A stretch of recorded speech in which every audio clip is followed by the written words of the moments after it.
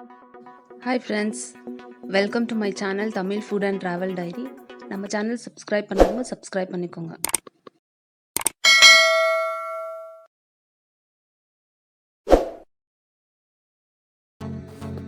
இன்றைக்கி நம்ம வீடியோவில் வெஜிடபிள் சமோசா தான் பண்ண போகிறோம். வாங்க எப்படி பண்ணுறதுன்னு பார்க்கலாம். ஃபஸ்ட் நம்ம மாவு பிசைஞ்சு வச்சுக்கலாம். நான் 2 கப் மைதா மாவு எடுத்துருக்கேன். இதுக்கு தேவையான அளவு உப்பு சேர்த்துக்கலாம். 2 டேபிள் ஸ்பூன் ஆயில் நல்லா மிக்ஸ் பண்ணிக்கலாம். இப்போ வாட்டர் கொஞ்சம் கொஞ்சமாக ஆட் பண்ணி மாவு நல்லா பிசைஞ்சிடலாம்.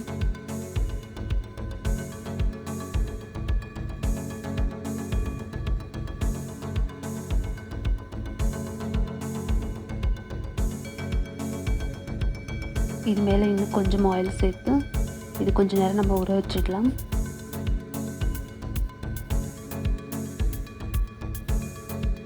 ஸ்டஃபிங் பண்ண தேவையான பொருட்கள் கேரட், பீன்ஸ், வெங்காயம், கேபேஜ், பச்சை பட்டாணி. கேரட் நம்ம கட் பண்ணிடலாம். இந்த மாதிரி சின்ன சின்னதாக கட் பண்ணிக்கோங்க. நான் கொஞ்சமாக பண்ணுறதுனால வெஜிடபிள்ஸ்லாம் கொஞ்சம் கொஞ்சமாக தான் எடுத்துருக்கேன். நீங்கள் அதிகமாக பண்ணுறதுனால இன்னும் கொஞ்சம் எக்ஸ்ட்ராவாக வெஜிடபிள்ஸ் ஆட் பண்ணிக்கோங்க. பீன்ஸ் கட் பண்ணிடலாம். எந்த அளவுக்கு முடியுமோ அந்த அளவுக்கு சின்னதாக நம்ம கட் பண்ணிக்கலாம். கேபேஜ் கட் பண்ணிடலாம். கையில் இப்படி சின்னதாக கட் பண்ண ரொம்பவே கஷ்டமாக இருந்தால் நீங்கள் வெஜிடபிள் சாப்பர்ஸில் கட் பண்ணிக்கோங்க. வெங்காயம் கட் பண்ணிக்கலாம். வெஜிடபிள்ஸ் கட் பண்ணி முடிச்சுட்டேன். இப்போ வாங்க நம்ம இதெல்லாம் வேக வச்சிடலாம். நான் 1/2 கப் தண்ணி ஊற்றிருக்கேன். இப்போ நம்ம கட் பண்ணி வச்ச எல்லா வெஜிடபிள்ஸ் இதில் ஆட் பண்ணிடலாம். 1/2 கப் போதும், தண்ணி நிறைய சேர்க்க வேண்டாம். இப்போ நம்ம இதில் ஆட் பண்ணியிருக்க வாட்டர் ஃபுல்லாகவே ட்ரை ஆகிற வரைக்கும் நம்ம இதை வேக வச்சிடலாம். இந்த வெஜிடபிள்ஸ் நீங்கள் வேக வைக்கும்போது 1/2 கிளாஸ்க்கு மேலே தண்ணி ஆட் பண்ணாதீங்க. பிகாஸ் நீங்கள் நிறைய தண்ணி ஆட் பண்ணும்போது இது வாட்டர் ட்ரை ஆக ரொம்பவே லேட் ஆகும். ஸோ 1/2 கிளாஸ் மட்டும் சேர்த்துக்கோங்க வாட்டர். இது இப்படியே வெந்துட்டு இருக்கட்டும். அதுக்குள்ளே நம்ம சமோசா ஷீட் ரெடி பண்ணிக்கலாம். பாருங்கள் மாவு எவ்வளோ ஸ்மூத்தாக இருக்குன்னு.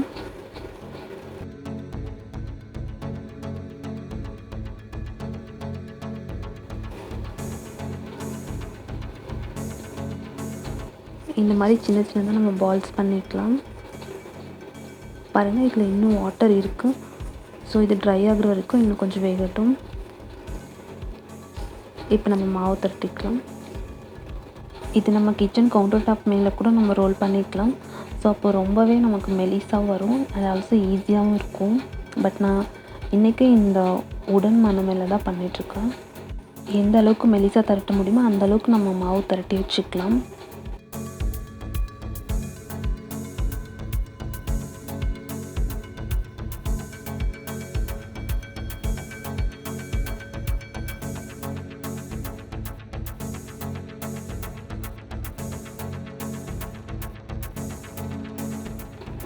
இந்த மாதிரி நம்ம எல்லாமே திரட்டி வச்சுக்கலாம்.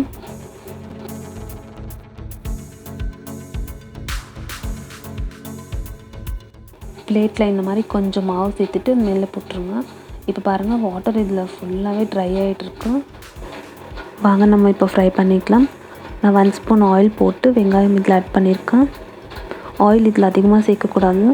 பிகாஸ் ஸ்டஃபிங் நமக்கு தண்ணி ஆகிடும். இதுக்கு தேவையான அளவு உப்பு சேர்த்துக்கலாம். மிளகாய் பொடி 1 ஸ்பூன், கரம் மசாலா 1/2 ஸ்பூன்,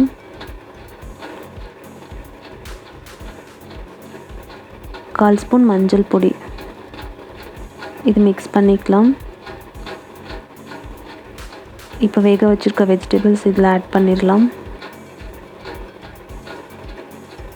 நல்லா மிக்ஸ் பண்ணியிருக்கலாம். இப்போது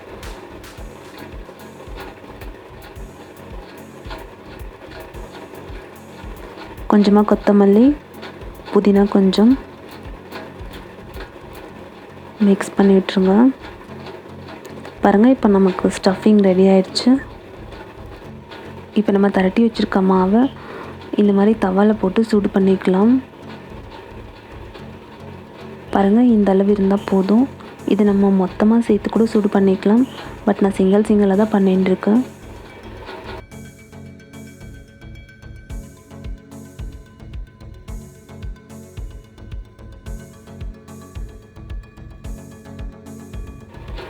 இதே மாதிரி நம்ம எல்லாமே பண்ணிடலாம்.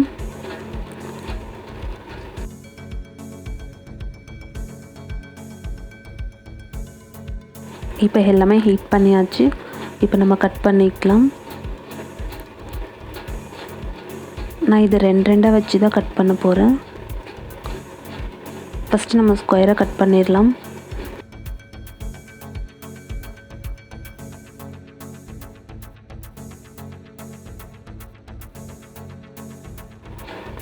இதில் பாதி கட் பண்ணிடலாம். இந்த மாதிரி நம்ம எல்லாமே கட் பண்ணி எடுத்துக்கலாம். இப்போ வாங்க நம்ம இதை ஃபோல்டு பண்ணிக்கலாம். இந்த ஷீட் பிரிஞ்சு வராமல் இருக்க மைதாவில் கொஞ்சம் வாட்டர் போட்டு மிக்ஸ் பண்ணி வச்சுக்கோங்க. இப்போ நம்ம ஸ்டஃபிங் சேர்த்துக்கலாம். இப்போ நம்ம அந்த கலந்து வச்சுருக்க மாவை இந்த மாதிரி தேய்ச்சி விட்டு நம்ம கவர் பண்ணிடலாம். கொஞ்சம் கூட கேப் இல்லாமல். ஓப்பனாக இருந்துச்சுன்னா அந்த ஸ்டஃபிங்கில் வெளியே வந்துடும். ஸோ பார்த்து கவர் பண்ணிக்கோங்க. இந்த மாதிரி நம்ம எல்லாமே பண்ணிடலாம். இப்போ வாங்க நம்ம ஆயிலில் போட்டுடலாம்.